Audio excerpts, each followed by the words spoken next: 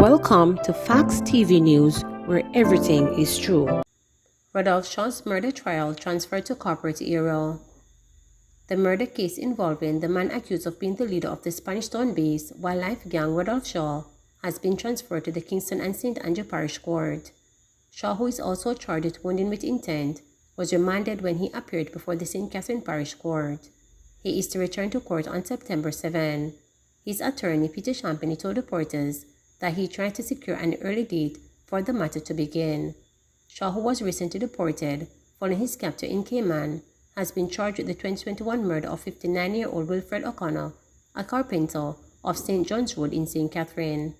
Mr. O'Connor was among 5 persons shot in a twin attack on St. John's Road by a group of armed thugs on September 29 last year. Montego Bay businessman Anthony Living has died. Montego Bay businessman Anthony Tony Dillon Living has died. Living passed away in hospital after a long period of illness. The popular businessman was a member of the ruling Jamaica Labour Party JLP and was a former candidate for the party for the St. James West Central. Reacting, JLP General Secretary Dr. Horace Chang described Lewin as a committed businessman who earned the respect of his colleagues over several decades. Chang noted that, like business, Lewin loved his party and was a hard worker. His death comes on the heel of another JLP stalwart, Dr. Henry Marco Brown, who died last week. U.S. fugitive held in Jamaica to return to court next week. A 24-year-old American wanted in the United States on a murder charge will reappear in the Kingston and St. Andrew Parish Court on Monday. Randy Reynolds, who was captured in Kingston on Tuesday, is wanted in connection with the January murder of 27-year-old Tariq Booth of Virginia. The U.S. authorities said the murder occurred following an argument between the men.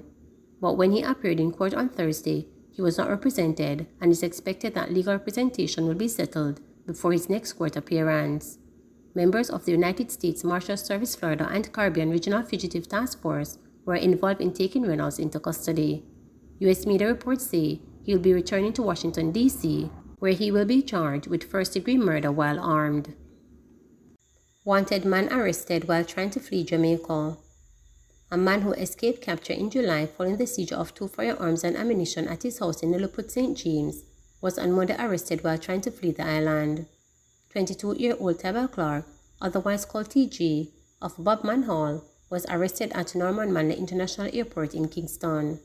He was charged with illegal possession of firearm and ammunition. According to the police, on July 22nd, a joint police-military team carried out an operation at Mr. Clark's premises, where he and 2 other men fled the scene. The premises was searched, and an Anderson AM-15 rifle, a Kettel 9mm pistol, and 35 rounds of ammunition were found. Woman teen hospitalized after gun attack in Clarendon. A woman and a 16-year-old student have been hospitalized in serious condition following a gun attack in Sandy Bay, Clarendon on Thursday evening. About 7 o'clock, residents heard gunfire in Rose Hall community and called the police. The teenager and the 49-year-old woman were found with bullet wounds at their home. No motive has been established for the attack. Manchester leaders review an approach to tackle crime in Greenville. Against the backdrop of a double murder and shooting incident at a party earlier this month in Greenville, leaders here are calling for more resources to tackle crime in this South Central parish.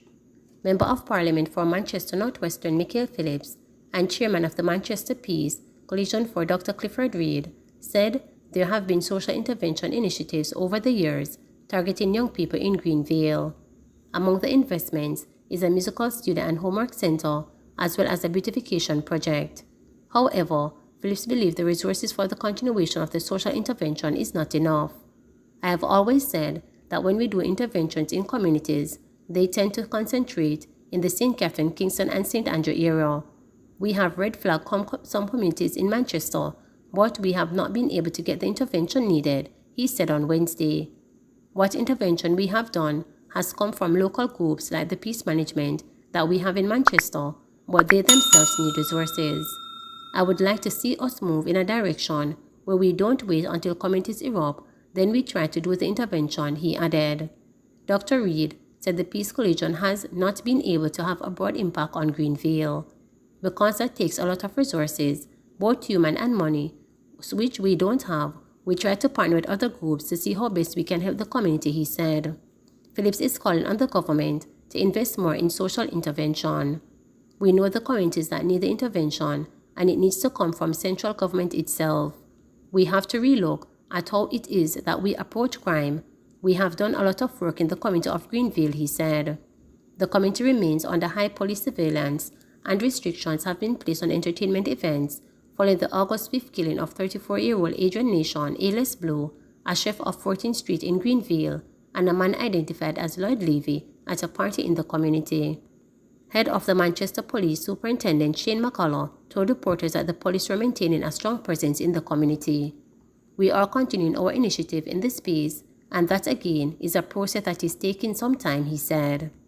Phillips, meanwhile, is still hopeful peace and calm will return to the community. Yes, we have seen an uptick in shooting. We have held it down for years. We'll continue our social intervention through music, sports, community meeting, and the church. The police themselves have given a lot of service in keeping Greenville peaceful. I hope they get to the bottom of the shootings that have taken place, he said. I don't think all is lost. We are going to double our efforts so that we don't see a repeat of what has happened so far this year, he added. Phillips and Reed have been instrumental in pushing for the use of music studio targeting young people in Greenville. We are looking to establish a music program. We have teachers lined up. We have instruments targeting the 15-year-old and under, and particularly children who want to reach through music to try and change their outlook of the worldview, Dr. Reed stated. These music teachers who have lined up and ready to start this music program, but every time there's a murder, people are going to be afraid to come. You worry about collateral damage and reprisals, he added. Dr. Reed said there needs to be a change in the community, targeting the minds and hearts of people. The vast majority in the community are good people, always in a few bad eggs, who get involved in reprisals and scamming that is giving the community a bad name, he said. Phillips, meanwhile, said migrant criminals are plaguing Manchester. What is happening now is that we're not enforcing the laws. We keep on hearing about people who are wanted. Central Jamaica itself has become a hub for those running from other areas and settling in.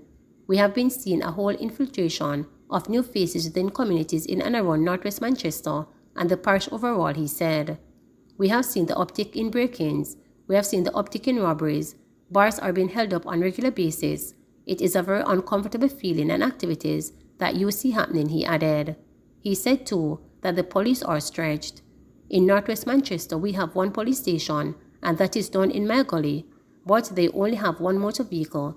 We have seen an increase in robberies and predatory larceny in that area, but we can't ask the police to do more with what resources they have, he said. Tourism driving Jamaica's post-pandemic recovery, says Bartlett. Tourism Minister Edmund Bartlett says the performance of the tourism sector, as outlined in the latest report by the Planning Institute of Jamaica PIOJ, highlights the fact that tourism is driving the island's post-COVID-19 economic recovery. Bartlett was speaking earlier this week as he welcomed the PIOJ's report, which indicates that the tourism sector has contributed significantly to the country's economic growth in the second quarter of the year. In its report, the PIOJ announced that the economy grew by 5.7% during the April to June quarter of 2022, compared with the same period in 2021, with the tourism and hospitality sector contributing substantially. The PIOJ reported that the real value added for hotels and restaurants grew by an estimate of 55.4%, reflecting a sharp increase in visit arrival for all main sources of market, and that for April to May 2022, total foreign national arrivals was 399,310 visitors, representing an increase of 110% relative to the corresponding period in 2021.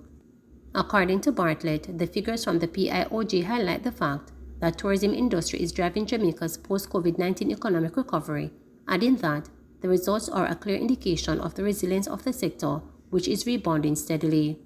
As he embraced the news, Bartlett met with representatives of the Jamaica Hotel and Tourism Association, JHTA, and other industry stakeholders, including members of the Tourism Recovery Task Force on Friday, for a mid-year review of the sector. It was also stated that visitor spend is currently outpacing 2019 levels.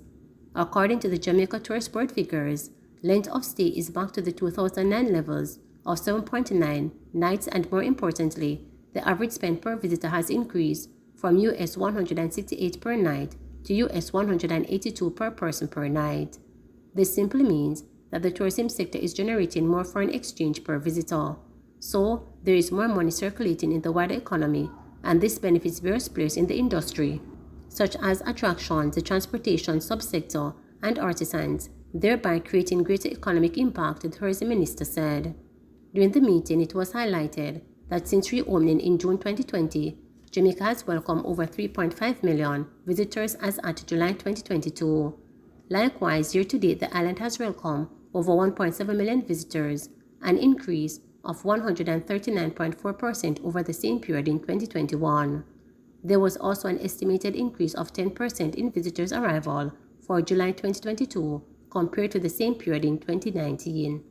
With increased arrivals month over month, Bartlett said, "We remain optimistic that our performance figures will return to 2019 per-COVID record levels by 2023.